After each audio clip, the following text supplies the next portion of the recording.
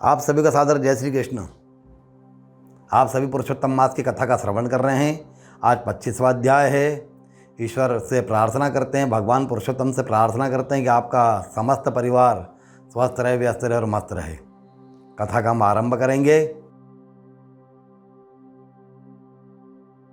भगवान विष्णु लक्ष्मी जी से कहते हैं कि हे लक्ष्मी, अधिक मास में स्नान, व्रत, नियम, दान आदि कर्म करते हुए भगवान पुरुषोत्तम की आराधना पूजा करते हुए संपूर्ण मास को श्रद्धापूर्वक व्यतीत करते हैं। ऐसे लोग संसार में सदा सुखी जीवन व्यतीत करते हुए अंत में मोक्ष को प्राप्त होते हैं। और इस विषय में तुमसे पुरातन इतिहास कहता हूँ।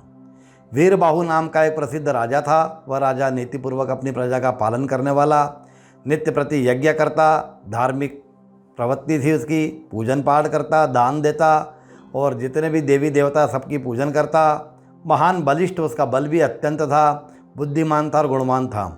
उसी प्रकार उसकी पत्नी यशोमती नाम की अत्यंत सुंदर परंतु वह अभिमानी थी। अपनी युवावस्था पे गर्व करने वाली थी, घमंड करने वाली थी। उस राजा का मंडन नाम का मंत्री था।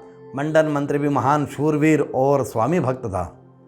मंत्री की पत्नी का नाम गुणवती था। गुणवती अत्यंत धार्मिक वृत्ति वाली और पतिव्रता थी। वह हमेशा भगवान का पूजन करती, व्रत करती, उपवास करती, ब्राह्मणों को दान देती, अनेक प्रकार के दान धर्म करती रहती। जब जब अधिमास प्रारंभ होता, जब जब पुरुषोत्तम मास प्रारंभ होता, तब वह बड़ी श्रद्धा से नियम धारण करते हुए व्रत करती, अखंड दीप के वो संकल्प करती और भगवान पुरुषोत्तम की आराधना में संपूर्ण मास व्यतीत करती थी। इस अलौकिक अक्षय पुण्य के द्वारा मंत्री की पत्नी गुणवती को सौभाग्य सूचक सौंदर्य बिना श्रृंगार की यही जगमगाते रहते थे। वह श्रृंगार नहीं करती, फिर भी उसका आभा मंडल, उसका चेहरा दमकता रहता था। दूसरे दूर से देखने वालों की हमेशा ऐसा आभास होता था जैसे गुणवती हो, गुणवती ने अभी अभी कोई श्रृंगार किया हो। वह भगवान पुरुषोत्तम की आराधना और कृपा से अलौकिक सौंदर्य उसको प्राप्त हुआ। उधर राजा वीरबाहु की पत्नी यशोमती अपनी युवावस्था और सुंदरता के जाल में राजा को घेरे रहती थी। राजा भी उसके जाल में फंसा हुआ राज्य का सारा कार्यभार मंत्री के भरोसे छोड़ करके नित्य प्रति वह भोग विलास में निरंतर निमग्न रहता था। अनेक प्रकार के नए नए वस्त्र और आभूषण धारण करना, अनेक प्रकार के भोजन, अनेक प्रकार के सुगंधित पेय पदार्थ, अनेक वाहनों का सुख शिकार करना, अनेक वनोपवनों का भ्रमण करना, इसी मौज मस्ती में राजा और रानी का सारा समय व्यतीत होता था। वे दोनों कभी भी देवताओं की पूजा अर्चना नहीं करते थे, ना कभी कोई दान देते थे, ना कभी कोई पुण्य का कार्य करते थे। इस प्रकार बहुत समय व्यतीत हो गया। राजा के 2 पुत्र उत्पन्न हुए। पुत्र प्राप्ति से राजा और रानी को प्रसन्नता हुई। उन्होंने पुत्रों को उत्पन्न होने की खुशी में राजमहल में खूब नर्तकियों का नृत्य करवाया, गायन वादन आदि के द्वारा उत्सव मनाया। दोनों पुत्रों का नाम सुबाहु और शतभाहु रखा। दोनों पुत्र अत्यंत सुंदर और अच्छे शरीर वाले दिन प्रतिदिन बड़े होने लगे। राजा रानी पूर्ववत भोग विलास में निमग्न रह करके समय व्यतीत करने लगे। मंत्री की पत्नी गुणवती एक समय विचार मग्न होकर सोचने लगी कि राजा को पूर्व जन्म के पुण्य के प्रभाव से इस जन्म में राज्य, ऐश्वर्य, बल, संपत्ति सभी प्रकार के सुख प्राप्त हुए, परंतु राजा इस जन्म में कोई भी दान पुण्य नहीं कर रहा है, देवताओं का पूजन भी नहीं कर रहा है, ब्राह्मणों का भी पूजन नहीं कर रहा है, ब्राह्मणों को भी दान नहीं दे रहा है। इसके भविष्य में सुख कैसे मिलेगा? पूर्व जन्म का पुण्य क्षीण होते ही यह सब नष्ट होकर के राजा रानी को महान कष्ट भोगना पड़ सकता है। इसलिए परोपकार के निमित्त और भविष्य में कष्ट और बाधाओं से बचाने के लिए इनको पुण्य करने की प्रेरणा देना हमारा कर्तव्य है। ऐसा सोच करके उस एक समय मंत्री की पत्नी गुणवती रानी के राजमहल में पहुंची। राजमहल अत्यंत सुंदर इंद्र के भवन के समान जैसा दिखता था। अनेक स्थानों पर रत्न जड़े हुए थे। सुवर्ण की, सोने की नक्काशियों से सुशोभित था। अनेक दास दासियां से परिपूर्ण ऐसे सुंदर राजभवन में रानी के पास जाकर रानी से वह प्रेम से पूर्वक करती है कि हे सखी शोभती, तुम्हारी हमारी रानी ही हमारी स्वामिनी हो, तुम हमारी रानी हो। तुमसे एक प्रार्थना करती हूँ, तुम मेरे आग्रह को सुनने की कृपा करो। यह आग्रह तुम्हारे भविष्य के हित के लिए है। अब से जो तीसरा मास आएगा वो भगवान पुरुषोत्तम का मास आने वाला है। उस मास में स्नान, व्रत, दान, जप, यज्ञ जो भी आप करना चाहे, नियम धारण व थोड़ा थोड़ा जो भी आप करें वो करना चाहिए। इससे आपके कर्म महान होंगे और अंत में मोक्ष को देने वाला होगा। इसलिए उस मास में भी तुम भगवान पुरुषोत्तम के प्रति श्रद्धापूर्वक कर्म करो, इससे तुम्हारे समस्त मनोरथ पूर्ण होंगे। गुणवती के वचनों को सुनकर रानी यशोमती मुंह बिचका करके कहती कि है गुणवती, पृथ्वीपति राजा की प्रजा जो भी इस व्रत नियम का दान करते हैं या पुण्य कर्म करते हैं उसका कुछ भाग राजा को तो प्राप्त अवश्य होता ही है, और मैं राजा की अर्धांगिनी होने से राजा के पुण्य का आधा भाग मुझे भी प्राप्त होगा। जब बिना परिश्रम के पुण्य प्राप्ति होती है फिर शरीर को व्रत उपवास आदि करके सुखाने से क्या फ़ायदा। भाग्य से मिली संपत्ति का उपभोग करना या युवावस्था तो सांसारिक सुख का उपभोग करने के लिए होती है। जो तुमने कहा वे सब कर्म वृद्धावस्था में करने चाहिए। अभी तो ये शरीर की सुंदरता को सुखाने का कोई प्रयोजन नहीं है। कोई दूसरी बात मन को आनंद देने वाली हो तो बताओ। कहाँ से अधिक मास लेके आ गई तुम ये इस प्रकार से वह रोष प्रकट करती हुई रानी ने मंत्री की पत्नी को गुणवती से कह दिया। रानी के वचनों को सुनकर के गुणवती को मानसिक दुख हुआ, परंतु रानी के सामने दुख को प्रकट नहीं किया और रानी की इच्छा से इधर उधर की बातें करके अपना मन बहला के वापस अपने घर आ गई। भगवान विष्णु कहते कि है लक्ष्मी, पराधीनता बड़ी कठिन होती है। मृत्यु के सदृश दुखदायिनी हमेशा अपनी इच्छा का हनन करने वाली होती है।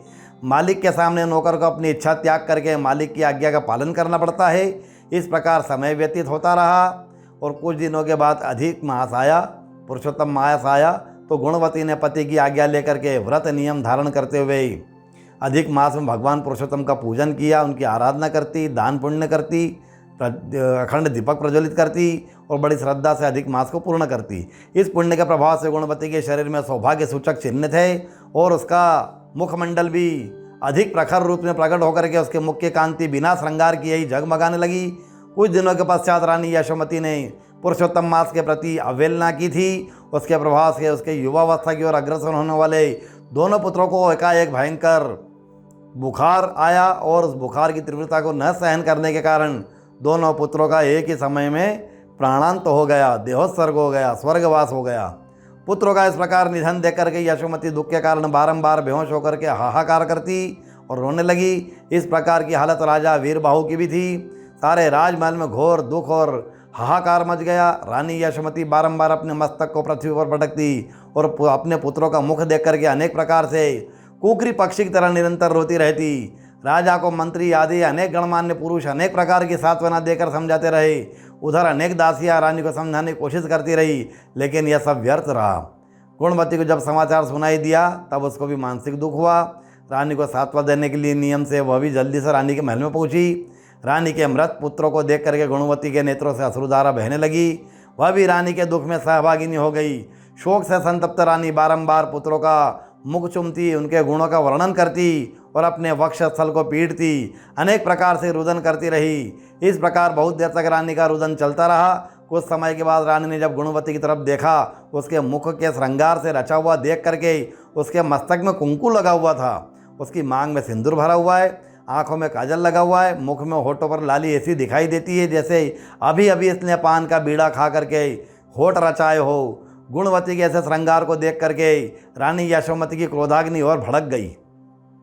उसने क्रोध में भर करके कहा कि गुणवती, मेरे ऊपर दुख का पहाड़ टूटा हुआ है और तुम ऐसे समय श्रृंगार करके यहाँ आई हो। तुमको शर्म नहीं आती? क्या ऐसे समय आने की यही रीति है? तुमको यह उचित मालूम पड़ता है? क्या तुम मेरा उपहास वो करने आई हो? उठो, तुम इसी समय अपने घर चली जाओ। मुझ अभागिनी को मेरे हाल पर छोड़ दो। ऐसा कह करके रानी ने दासी के द्वारा गुणवती के महल से निकाल दिया। गुणवती अपमानित होकर अपने घर आ गई। घर आने पर गुणवती को बड़ा दुख हुआ। चिंतित होकर के सोचने लगी कि मैंने तो कोई श्रृंगार ही नहीं किया, मैं तो सरल स्वभाव से रानी के प्रति दुख प्रकट करने गई थी। फिर रानी ने इस प्रकार का व्यवहार क्यों किया? कुछ समय बाद मंत्री के घर आने पर उसने पति से कहा कि हे प्राणनाथ, आज मैं राजमहल में रानी से मिलने गई, उसके दुख में सहभागिनी बनने के निमित्त गई थी, परंतु रानी ने मुझे उल्टे वचन कह करके तिरस्कार करते हुए महल से बाहर निकाल दिया। इस प्रकार के व्यवहार से मेरे मन में बड़ा दुख हुआ। मेरे मन में यही चिंता सता रही है कि रानी ने मेरे साथ में ऐसा क्यों किया। पत्नी के वचनों को सुनकर के मंत्री ने अनेक प्रकार से पत्नी को समझाया कि रानी इस समय दुख के सागर में डूबी हुई है, ऐसे समय मन व्यथित रहता है। अगर रानी ने इस अवस्था में कुछ कह दिया या अनुचित व्यवहार किया तो उसका मन में बुरा नहीं मानना चाहिए। कल सवेरे जा करके रानी को सांत्वना दे करके समझाना। मैं भी कल प्रातःकाल राज्यसभा में जा करके राजा को सांत्वना दूंगा। गुणवती को पति के द्वारा समझाने पर मानसिक दुख का बोझ कुछ कम हुआ। दूसरे दिन प्रातः नित्य कर्म से निपट करके मंत्री राज दरबार में जा करके पहुंच गए। गुणवती भी पति की आज्ञा से रानी के महल में पहुंचकर बैठ गई। रानी ने गुणवती की तरफ देखा, कल की तरह आज भी श्रृंगार और सौंदर्य युक्त देख करके रानी का मुख तमतमाने लगा। उसने क्रोधपूर्वक होकर के दासी को राज्यसभा में राजा को बुलाने के लिए भेज दिया।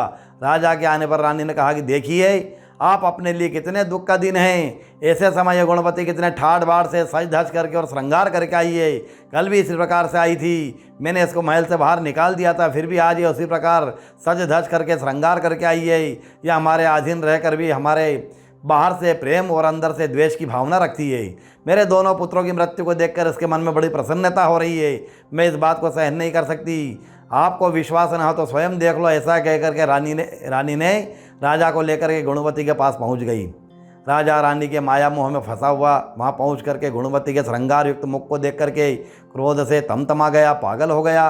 रानी का कथन उसे सत्य मालूम पड़ने लगा। राजा ने उसी समय आदेश दे करके मंत्री और उसकी पत्नी को कैद करके जेल में भिजवा दिया और मंत्री के घर का सब द्रव्य और जितनी सामग्रियाँ थी सब जब्त कर लिया। मंत्री और उसकी पत्नी जेल में रह करके विचार करते हैं, ऐसा क्यों हुआ? हमने कोई अपराध तो नहीं किया, अपराध न करने पर भी सज़ा क्यों मिल रही है? कौन सा पाप कर्म हमसे हुआ है जिसका प्रायश्चित हमको भोगना पड़ रहा है? पति के वचनों को सुनकर के गुणवती ने कहा कि हे स्वामी, हमारा राजा विचारी है, क्रोधी और पत्नी की सलाह को मानने वाला है। ऐसे राजा के विषय में सोचना व्यर्थ है। हमारे प्रारब्ध का भोग हमको भोगना पड़ रहा है। इस दुख से उद्धार करने वाला सर्व दुखनाशक दया के सागर भगवान पुरुषोत्तम ही हमारी रक्षा कर सकते हैं। उन्हीं की प्रार्थना करते हुए अपना समय व्यतीत करना चाहिए, वे ही हमें इस दुख से छुटकारा दिलाएंगे। इस प्रकार वह बेड़ियों के बंधन से जकड़े हुए पति पत्नी भगवान का निरंतर नाम स्मरण करते हुए जेल की यातना सहने लगे। कुछ दिन व्यतीत होने पर भगवान को अपने भक्तों पर दुख पड़ता हुआ देख करके असह्य हो गए।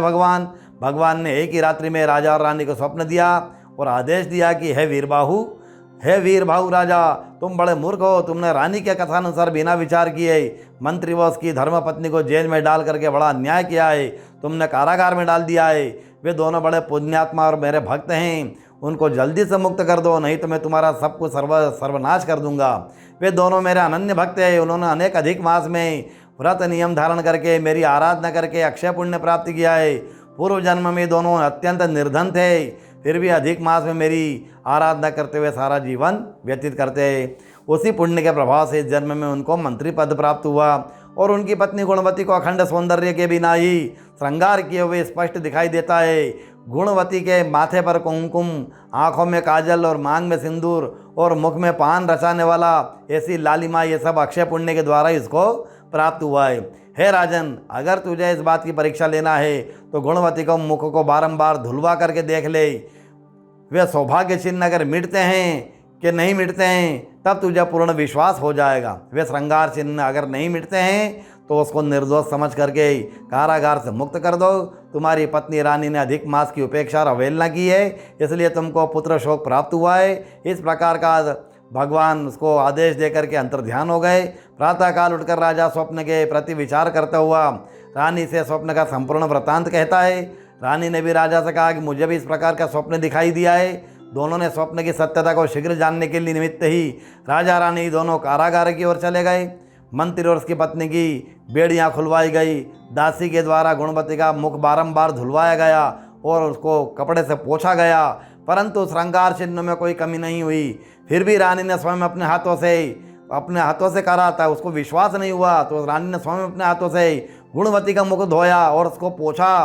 बारंबार धोती, बारंबार पोंछती। जब गुणवती के सौभाग्य चिन्ह जैसे कि तैसे रहे तब रानी बड़ी लज्जित होकर के गुणवती से क्षमा मांगने लगी। यह गुणवती, मैंने अज्ञानतावश जैसे तुम्हारा अपमान किया और बंधन का ये कष्ट दिया, तुमको कारागार में डाला, उसके लिए मुझे क्षमा करे। इस प्रकार मंत्री और गुणवती को आदरपूर्वक राजमहल में ला करके उनका आदर सत्कार किया गया। राजा ने भी उनसे हाथ जोड़ करके मंत्री से क्षमा याचना की। हे मंत्री, आप महान पुण्यात्मा हो। आपके लिए स्वयं भगवान ने स्वप्न देकर के हमको ये आदेश दिया। आपने अधिक मास में किस प्रकार का अनंत पुण्य और आपकी पत्नी ने अखंड श्रृंगार को प्राप्त किया है, हमको भी उसका विधान बताइए। आगे आने वाले अधिक मास में हम भी नियम धारण करते हुए भगवान पुरुषोत्तम की आराधना और क्षमा याचना करेंगे। रानी ने अधिक मास की उपेक्षा की, जिससे प्रायश्चित में हमें पुत्र शोक प्राप्त हुआ। उन्हीं देवताओं को आराधना से प्रसन्न करके फिर से हम पुत्र सुख को प्राप्त करेंगे। इस प्रकार राजा और रानी को अधिक मास का प्रत्यक्ष फल और अनुभव प्राप्त करके पूर्ण विश्वास हो गया। आगे आने वाले पुरुषोत्तम मास में राजा रानी ने गुणवती के मार्गदर्शन में नियम धारण करते, व्रत उपवास किए, भगवान के भजन करते, पुरुषोत्तम भगवान का पूजन करते, दान देते, पुण्य कर्म करते और श्रद्धापूर्वक संपूर्ण मास व्यतीत किया और भविष्य में आने वाले सभी अधिक मास में निरंतर पुण्य कर्म करते रहे। इसके पुण्य प्रभाव से राजा के राज्य का और अधिक विस्तार होकर के यश, कीर्ति और पराक्रम में वृद्धि हुई और रानी को अत्यंत सुंदर सर्वगुण संपन्न ऐसे 5 पुत्र उत्पन्न हुए, जिससे उसका पूर्व पुत्र शोक नष्ट हो गया। जब तक संसार में जीवित रहे सभी प्रकार का सुख भोग करके अंत में मोक्ष को प्राप्त हो गए। कथा को हम यहीं विश्राम देते हैं। अगर आप लोगों को कोई जानकारी अच्छी लगी हो, कथा अच्छी लग रही हो, तो आप हमें लाइक करें, शेयर करें और अगर आपको इसमें कोई त्रुटि दिख रही हो तो आप कमेंट्स करें। आप सभी को सादर जय श्री कृष्ण। जय श्री कृष्ण।